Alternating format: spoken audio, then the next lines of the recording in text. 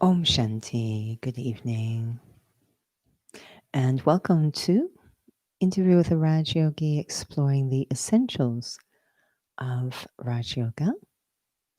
And tonight the topic is studying with a clean heart. So we'll start with a reflection. As I sit here quietly, I turn my attention, which is usually focused outwards during the day, I turn it inwards on the self.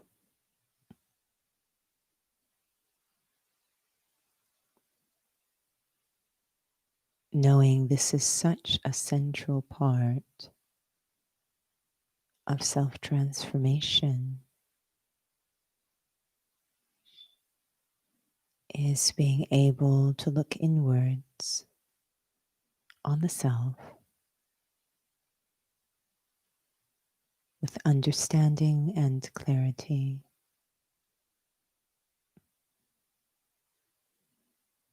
And there are two things I see whenever I look inwards.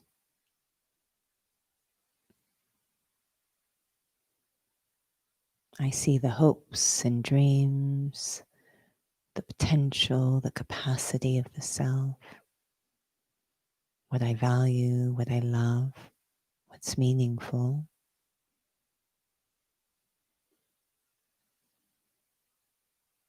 And that gives me enthusiasm.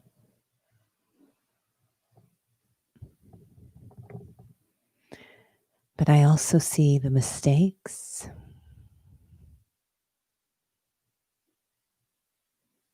what I know is causing me sorrow inside, the unhealthy dynamics within the self. And this does not reduce my enthusiasm. It helps me to chart a course, create a program, and focus. What I need to pay special attention to in order to realize the potential of the self. I see everything and also understand everything.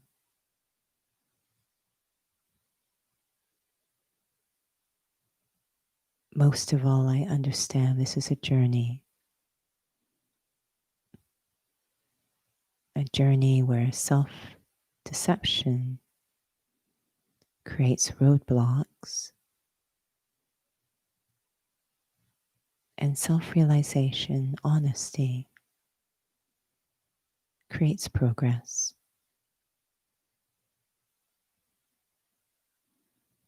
Om Shanti.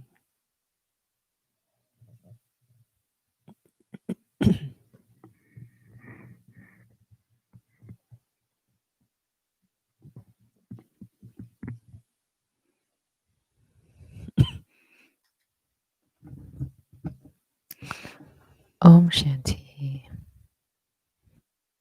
and welcome to Raj Yoga Essentials. So, as Judy mentioned, tonight's topic, studying with a clean heart.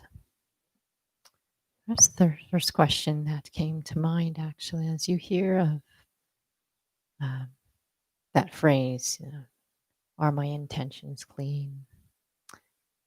What is it in this? Does a clean heart mean then?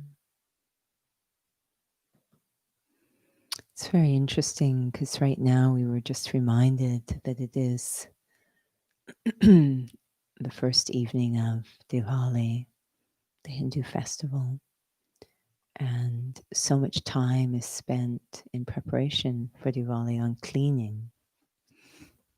Cleaning, cleaning, cleaning. And the idea being that there might be some little corners and places that we usually neglect, don't give time to, but when something special is happening, sacred, then we really go into the little corners. We're very honest. We're not harboring any special agendas or personal desires. So really, really cleaning. And the basis of that cleanliness, for me, anyways, is an understanding of one's intrinsic goodness.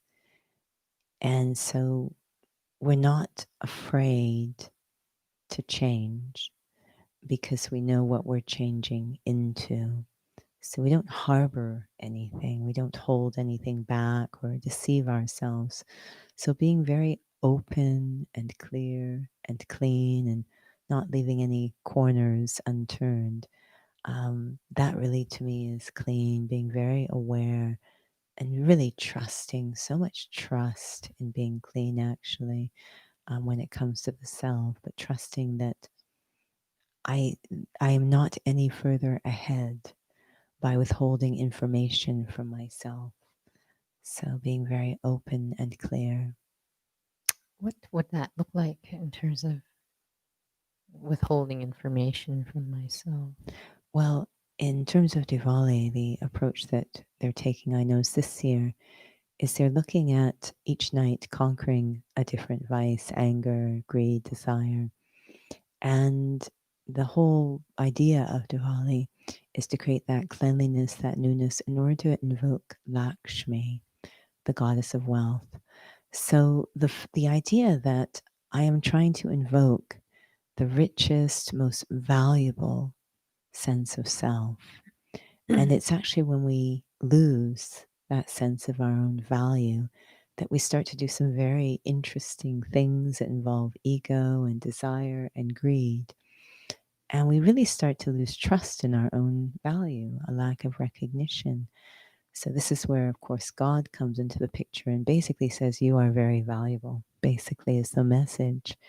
And we have to accept that. This is what it means to say you are a soul. You are very valuable, and really have faith in that so that I don't keep going back to my old ways of trying to feel valuable, which actually make me feel less valuable. It's a self-deception again.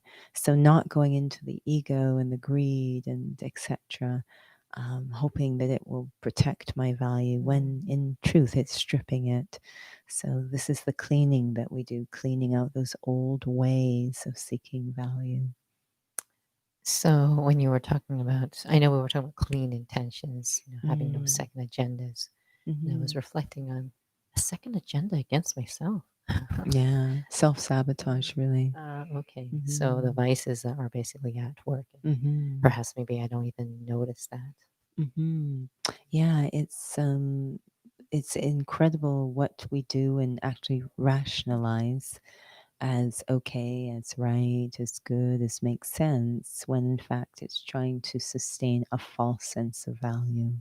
Mhm. It's quite interesting. What it came to mind actually.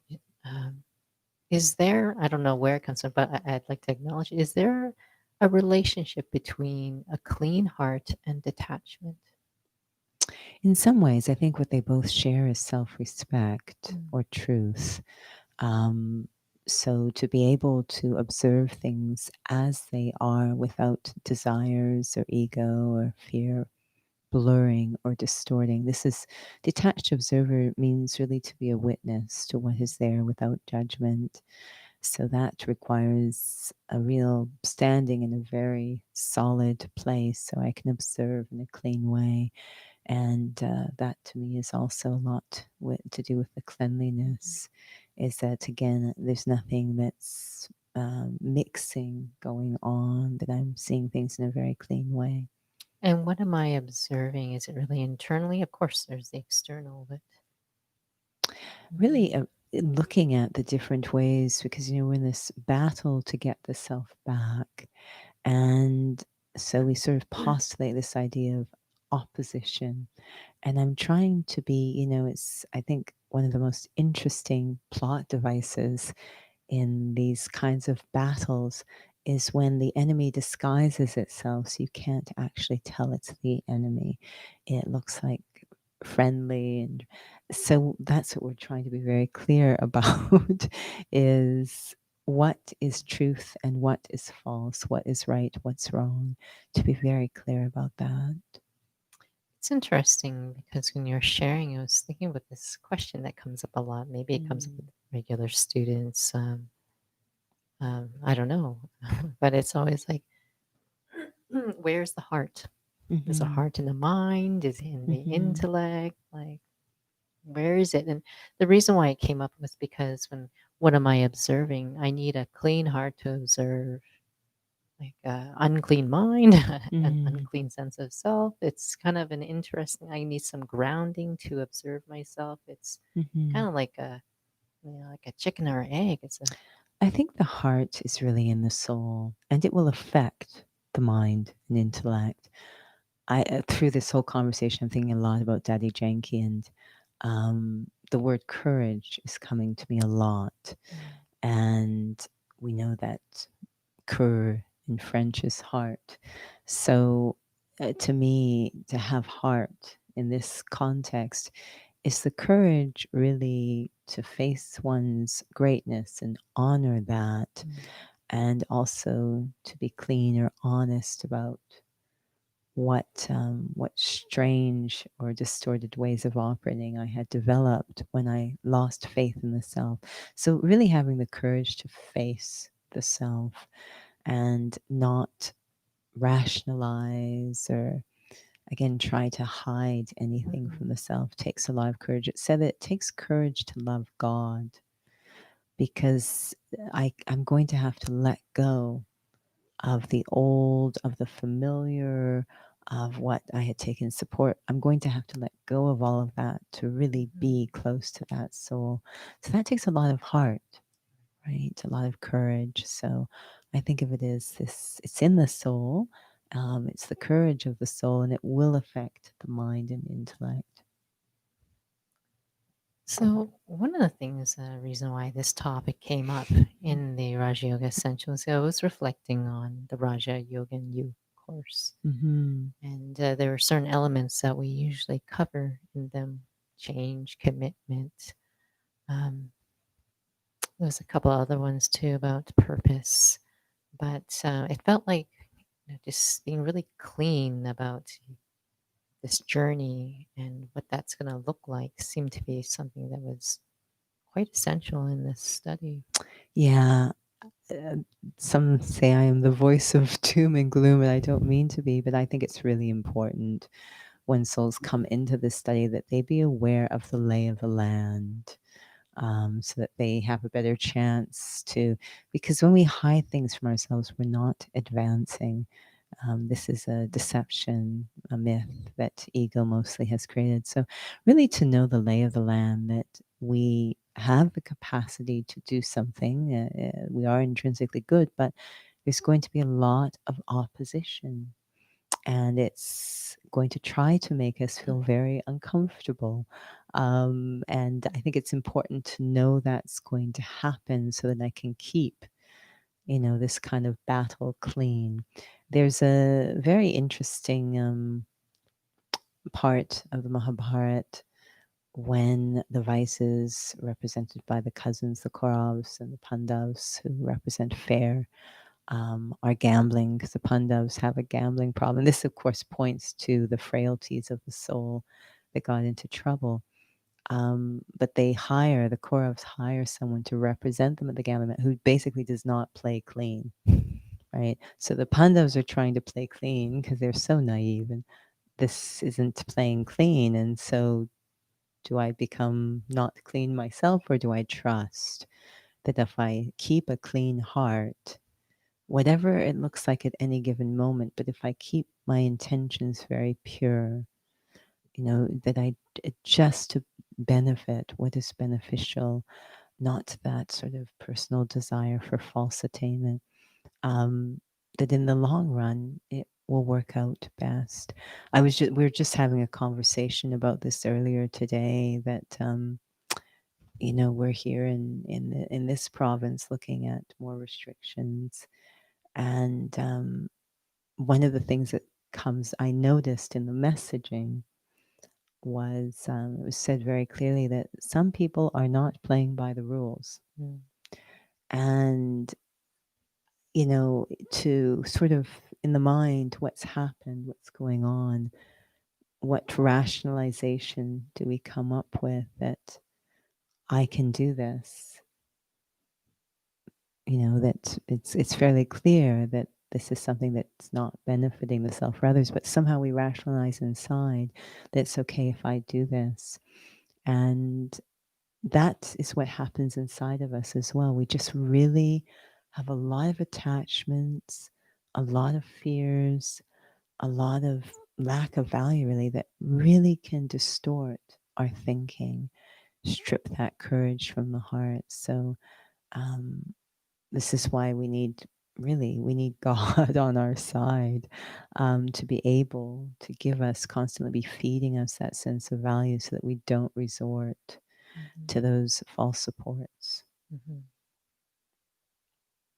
It's interesting when you were sharing. I was thinking of that phrase, and it's fascinating. I didn't realize how many phrases are that has the word "clean" in it, but Mm. coming clean, Mhm.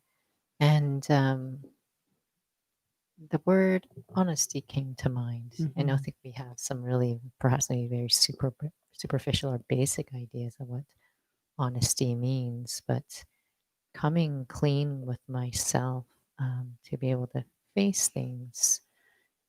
For many, actually, I think maybe spirituality has a bit of a scary feeling to it. It does, because we are concerned that coming clean will mean loss. And of course, we've already lost so much. Otherwise, we wouldn't be trying to change. So there's a concern that if I do come clean, I'm going to lose something. I might, lose face. I might lose property. I might lose friends. I don't know. We'll lose something, and so we're really afraid to come clean. But the problem is that when we don't come clean, it weighs so heavily on our conscience. Mm. And that is a far greater loss than anything that could happen externally. It's that burden, that weight on the head, that weighs very heavy in the heart. It's a great loss to the soul. And the unworthiness it creates is actually increasing the problem. So perhaps is it that we may not even realize, because this is a conversation about purity, basically, Hmm. that it's, I don't know what my intrinsic state of self is. So why would you even use the word clean if it wasn't that it was really implying that there's actually an original state that has nothing that's false. And Hmm. but when the way we use it now, it's always filled with guilt and shame and fear. Like, I don't think we're really actually, it's not even about the words, so that our intentions are Yeah. not really. What Mhm. what it feels like to me is that the soul, that we want to come clean. We are intrinsically good or pure. We actually want to. But again, to remember that there are these other forces Mhm. acting on us that Yeah. don't want us to come clean. We want to. It's like we're trapped inside this cage. And these other forces, ego is top of the list, does not want us to come clean. So we are we're feeling through the lens of that force. But for ourselves, it would be such a relief to come clean. It's what we want to do, but again, these pressures are being exerted on us. I was reminded of an individual of a political, like high political status, and he there was a bit of corruption that had happened, so he had to flee the country. Mm.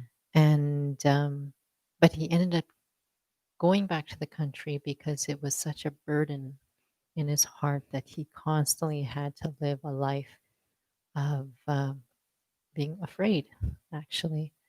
And while you were sharing, actually, there was just the thought of him, and that he's a soul, and that what his natural nature is like, and it's the soul that is just this is just such distress on the soul. It Hmm. completely is overriding the forces of the image and the role, and all that stuff that drives all this other stuff that's not Hmm. really him. Yeah, and I think it's compounded. We're saying studying with a clean heart, that I'm now engaging in a study where the intention or objective of the study is to become highest potential, pure self, etc., happy self. So if I'm not doing it in a clean way, I will never reach that objective. So it's very counterproductive, because clean is the whole point Mhm. of the study. So that just multiplies it more. So does it then mean that a biting conscience is actually a good thing? It's meant to, yeah. It's a bit Mhm. like when you put your hand over a hot element or fire, it feels pain. And the whole point is that's to signal us to don't do that. And so, yes, the conscience, these little twinges that happen inside, are meant to signal us, don't do that. But again, ego becomes more and more powerful and Mm. overrides with rationalization. But it doesn't really work. The conscience has a very good record and keeps it. But ego is overriding with very interesting arguments. So it becomes quite complicated inside the self. It's interesting. It seems to swing back to that whole conversation about purity and the experience of what that means, like to really actually accept and realize and feel that what my intrinsic real sense of self is. Because to feel that coming clean has a negative connotation to it, and Mhm. that there's rules, and that my conscience is biting is supposed to be a good thing, but Mm. now it comes as a perception of guilt and fear. Mhm. Yeah, I think so much can be straightened out or sorted out inside with respect to these aspects if I'm practicing soul consciousness. The more I practice soul consciousness, considering myself to be a soul, and spending time with the Supreme Soul, um, the less affected I am, interested I am in these old forms of attainment. It just doesn't matter. I feel less and less like I have anything to lose by coming clean. So coming clean doesn't feel like such a loss. That's why it makes us feel bad. Is I'm going to lose my name, fame, respect. But if I'm getting a different experience through yoga, Raj Yoga, then it doesn't matter as much what others think or what this looks like. It doesn't matter as much. I'm thinking of so many incidents with Dadi Jenki, who was known for her final, one of the last things she shared was cleanliness, truthfulness, and simplicity. And she was just, I don't know how many meetings I'd be in. I'm remembering one specifically where she had a lot of the senior brothers and sisters from foreign lands together in a room. And she was really, I don't know, quite determined to push through a point and engage them in a certain level of very clean conversation. She just kept going at it. And you could feel it was getting uncomfortable in the room. Um, she just had no interest in promoting ego whatsoever.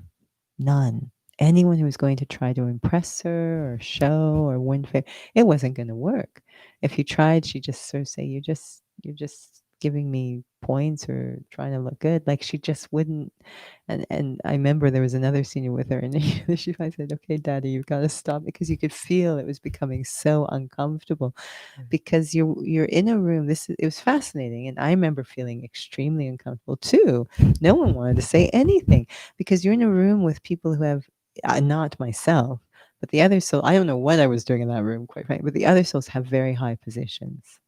So I'm not saying that this was intentional, but it's so subtle how we can get attached to those positions. And then when you're in a Mm. room everyone is concerned in a subtle way of how they look. It's not intentional. These are beautiful souls, but it's just so insidious, this seeking of value. And it was just, and no one felt like anyone could say anything.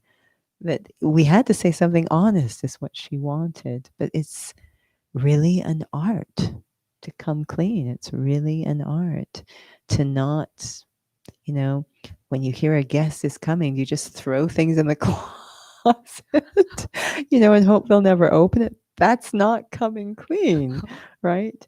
So, or at least if I'm doing it, to be very aware that's what I'm doing I and not know deceive throwing things in the myself. closet. Exactly. I know it's still dirty, right? So, to always be, and it is very entertaining, and that helps a lot to not get Mm. heavy. Always be very honest.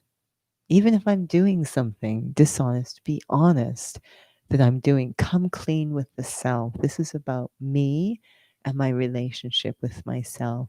Others might judge, whatever, but at least be clean. And so if I'm doing something and I'm I'll say, okay, I know what you're doing, Judy. I mean, it's fine if you carry on, but I know exactly what you're doing. Must stay clean with the self because it destroys our intellect if we're not. When you were sharing about soul consciousness, the more I spent time experiencing myself and just being in that unity with the Supreme Soul, basically in that same vibration that I become myself again. Does it then become sort of just this, this muscle, this inner muscle that I'm able to just be more light about things, entertained about things, not identify with, feeling bad about, that I haven't changed yet or these habits are still there, versus trying to think my way through to try to be light and entertaining. Yeah, it's trying to do something without actually having the content or substance or use or which strength to do it. We are the beauty of Raj Yoga is that it's not a one way dynamic. It's not the soul calling out to God or having love for God. I mean, that's definitely part of it, but it's a two-way. I'm receiving. I actually feel I'm receiving the things that I try to receive from other people, from positions, all these other places I try to receive from.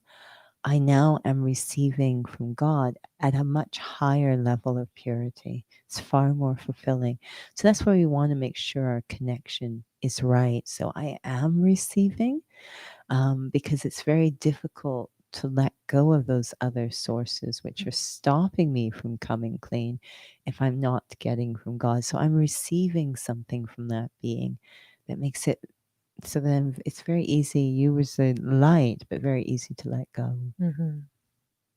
So it seems to be a relationship between a clean heart and even I don't know if you call it spiritual clarity, what we were discussing about last week, the clean Hmm. and clear. Yeah. So the intellect, which has that clarity, sometimes it's even talked about as definitely the I, but a bit connected to this idea of the conscience. So the intellect ideally discerns between right and wrong, true and false, clean and dishonest. So if I am doing things that compromise how my intellect functions, then I will run into trouble. And that's what happens whenever I start to deceive myself. So then is there then that relationship between clarity then and being able to be a detached observer? Yeah. If I can really clearly see um, what's not really me, it's not again trying to convince myself, but it's just, I have an increasing sense of who I am. Like I feel that. And so I can feel what's not. Yeah, I'm really standing in a different place, a more powerful place, a more pure place, a more valuable place. Mhm. So I'm actually it can afford to see differently. So it feels like there's a huge relationship between being able to be clear of the impact of really going into the depths of soul consciousness and really wanting to refine that connection with the Supreme Soul Mm. to really be able to do this in a clean way is one thing, but even just to keep this all very vibrant. 'Cause I think that's maybe oftentimes where souls get stuck or feel disheartened. They want things to change, but oftentimes we don't resort to spirituality. Yeah. Mhm. It's said that cleanliness is next to godliness. So, yes, cleanliness does help us to get close to God. And it's very interesting in the spiritual study, the opposite of clean is dirty. And dirty is used with connection to attachments. Mm. So we start to see how the pieces kind of fit together because we know it requires detachment to come close to God. And now this idea of detachment is cleanliness. So the attachment to thinking I'm this body, attachment to defining myself through relationships, attachment to false attainments, all of these attachments are stopping me Mm. from being clean and stopping me from getting close to God, who actually is the source of value, the very thing I'm seeking. Those things I'm attached to can never equal what will happen, what I will get from the Supreme Soul. So I'm going to sources, it's a bit like when someone's taking a medication of some sort and they can't seem to afford anymore. So they start to get a compromised compound on the street somewhere, right? They go to some other source because it's less expensive, less Mm. valuable, but it's actually toxic. Yeah. So I need to get a pure source of self worth. I was thinking about when you were sharing about dirty. I know it's a heavy word and Mm-hmm. attachments. Mm-hmm. And I was thinking about, is your house clean? Mm. And if So it's many maybe that attachments, it's more clutter. revealing something on a subtle level. Yeah. And when you're sharing, I was thinking about that phrase. And there's a feeling under that phrase. I've stretched myself too thin. Mm. No, I can't keep up with sense of keeping things in order because I've stretched myself thin. And it seems to have a lot to do with attachment. I mean, there are the spiritual, those in the spiritual leadership roles, they have a lot on their plate, but they Mhm. don't feel like they've stretched themselves thin. Mm. Yeah, there's a few different things going on. Again, they're very clean or honest about what they get engaged in. Mm. So, sometimes we get engaged in things out of ego or out of fear. So we've got a lot on our plate for the wrong Oh, reasons, if you yeah. will. Again, we're not being clear. But also, when you start, the attachments, we just accumulate stuff Mhm. and the stuff requires energy to sustain. So that's also going to drain us. We've got just too much stuff to sustain. And I want to get rid of the stuff, but I don't have the energy to get rid of the stuff because I'm busy sustaining the stuff I want to get rid of. So it's a bit of a mess. So how do I know if I'm sustaining the right things or versus, oh, I shouldn't be Yeah. sustaining anything. Let me just stop. Yeah, as we become more clean, as we come close to God, as our intellect refines, and these are all interrelated, our sensitivities change and we're able to Mm. feel when something's on and when something's off. Because I think sometimes we're like, am I really helping out or am I just Mm. filling my ego? Yeah, Am I we'll really? say, Yeah. let me be honest about this, right? Yeah. That honesty, and it's very interesting the topic of honesty, which is connected to this. Um, that honesty, some say, I'm being very honest. How can I be more honest? And honesty, I have realized, which is why I found very interesting these three words with Dadi Janki, because some I heard would translate as cleanliness, honesty, and simplicity. And others translated as cleanliness, truthfulness, and simplicity. And I think that's very big hint. Honesty is not possible without truth. That's true. So I wasn't capable of being honest before because I didn't know the truth. Mhm. Now I know I'm a soul, I belong to the supreme soul, etc. So now I can actually begin to start being honest because I'm experiencing the truth. Mhm. So that my sensitivities start to change. The more time I spend experiencing the truth, the more there will be truthfulness. And so, because the soul is intrinsically good, then there's such a pull to want to come clean about Mm, everything. So then, and not maybe being able to honor that. So then, a soul who develops worth mm. through soul consciousness, through a relationship with Supreme Soul, would they then be able to really have a mastery over having a clean heart then? Yeah, I think it happens naturally and effortless. I don't think they're even thinking about. Mm-hmm. It's just the more time you spend with that being, the closer you want to be to that being. And again, that letting go of what is false, letting go of what isn't valuable, that's all connected to cleanliness as well. It just happens because it's part of wanting to get Yeah. closer to that being.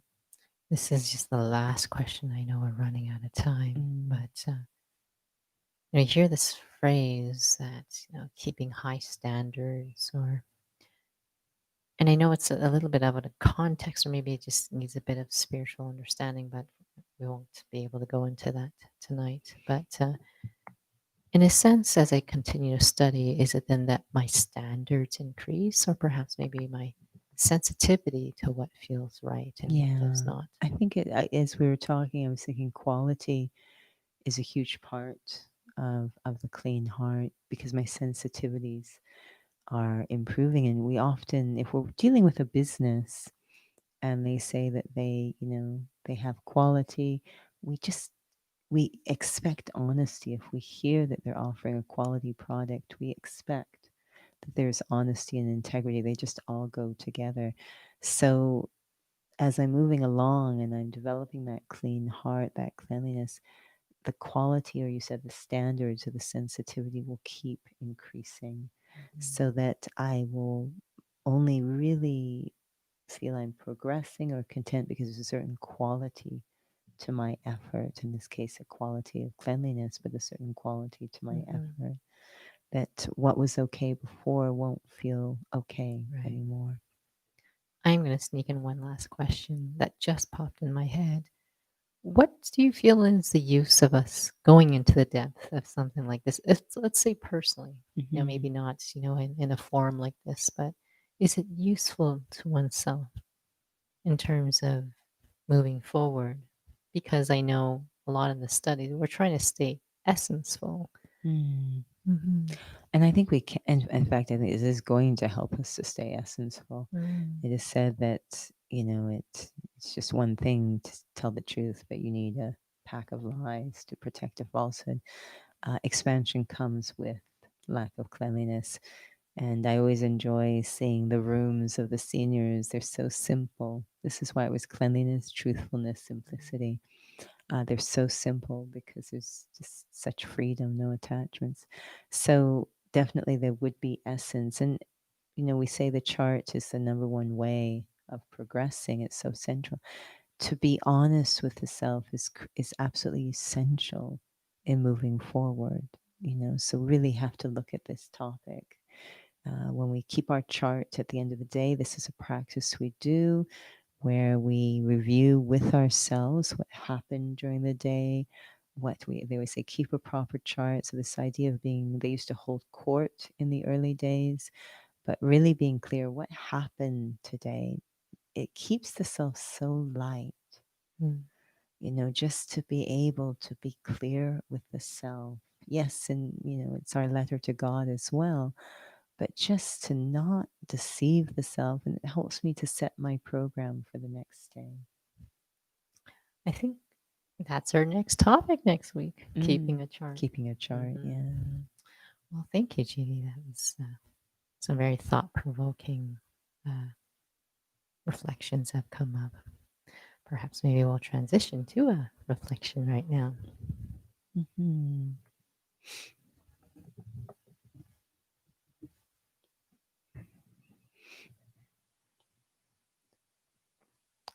Again, I sit quietly, turning all my attention on myself. and specifically focusing on my heart. One way to think of one's heart is a container in which is kept a memory of our most noble state, our highest state, our intrinsic goodness. That memory is stored in our heart. And as we move along through time, we lose power, the power to honor what the heart knows, remembers.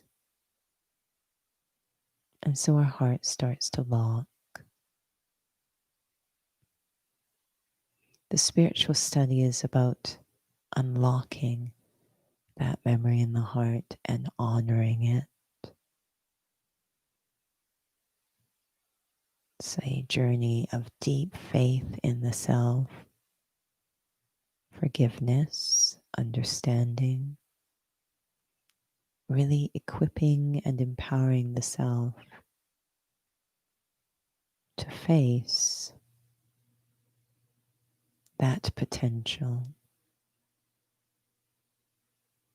to let go of the weaknesses, to let go of the doubts, to let go of the false sense of worth, and reclaim that noble self. Nothing less. It is such an elevated task that I recruit God's help in making it happen. It requires the truth to restore my original, intrinsically good state, and deep faith that I will be successful. This faith, too, is honesty.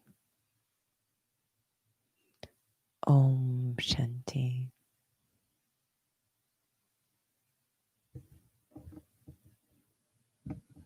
Om Shanti. I'm torn. Maybe next week there's part 2 because some things have come up in terms of what is God's part, in terms of a clean heart, a clean sense of self. Because I think it's also, oh my gosh, how am I supposed to do this all by myself? Yeah, no, I don't. I know it's not possible. And we really lose faith in the self. And that's not really honest. That's kind of taking the easy way out, right? I don't think anyone thinks about it that way. No. Yeah. Well, thank you to those joining. And then thank you, Judy. Very, very insightful thoughts have arisen. So I'll pass it back to you to let us know about future sessions. The future. Not a quiz. It's not a quiz. I don't even know. I'm going to be completely honest and come clean. I'm not sure I know. So we do have Inner Fitness coming up on Saturday, 2 to 3 p.m. on the Zoom platform. So again, check the website to get that proper link for Zoom. And that is going to be on functional spiritual fitness. Not just functional fitness, but functional spiritual fitness. So really looking obviously in an integrated model of spirituality, not just something I do seated, but what does it look like as I walk and move around? So functional spiritual fitness. And then Sunday evening is World Meditation Hour, third Sunday of the month. So 6:30 to 7:30, it's our chance. The world so needs such peaceful vibrations. So a chance to immerse ourselves in peace, knowing that that's the greatest contribution we can give to the world. So you're welcome to join. Always feel free to check our websites. We have some workshops coming up, 90-minute workshops coming up in the following 2 weekends. So feel free to go there and check out what's happening or email us if you have questions. Om Shanti.